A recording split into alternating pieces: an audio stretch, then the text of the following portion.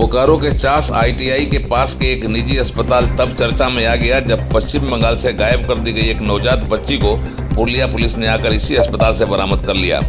इसी के साथ मानव तस्करी की चर्चा भी तेज हो गई है और पश्चिम बंगाल तथा झारखंड के बीच के मानव तस्करी का कनेक्शन खंगाला जाने लगा है।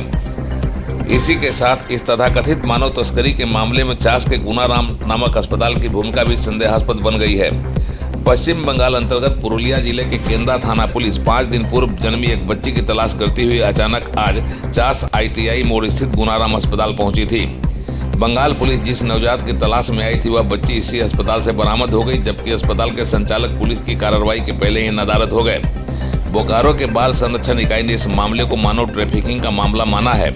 मामले को लेकर अस्पताल संचालक से भी पूछताछ की जा रही है। बंगाल पुलिस CWC बोकारो से संपर्क कर बच्ची को सुरक्षित बरामद करने के बाद अपने साथ लेकर बंगाल लौट गई है।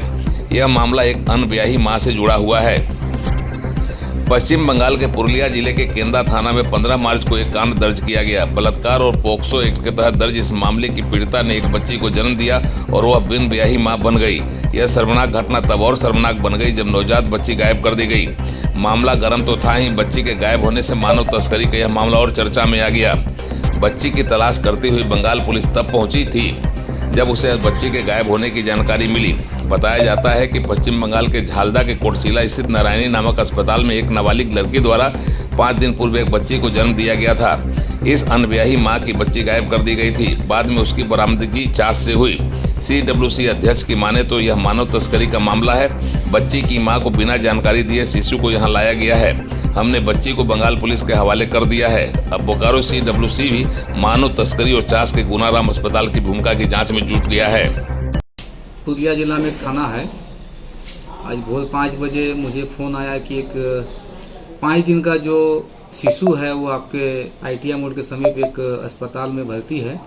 वो मामला एक्चुअल में ट्रैफिकिंग और पोक्सो का मामला था।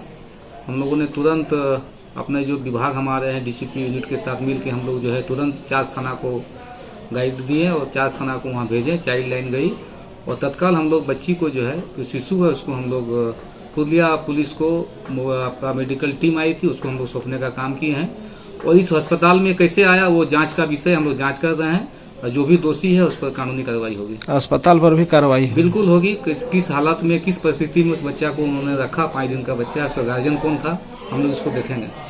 तो ये क्या है, ह्यूमन ट्रैफिकिंग का? बिल्कुल ह्यूमन ट्रैफिकिंग है, चूंकि बच्चा को वहाँ से छुपा के लाया गया है, किसी को जानकारी नहीं दिया गया था।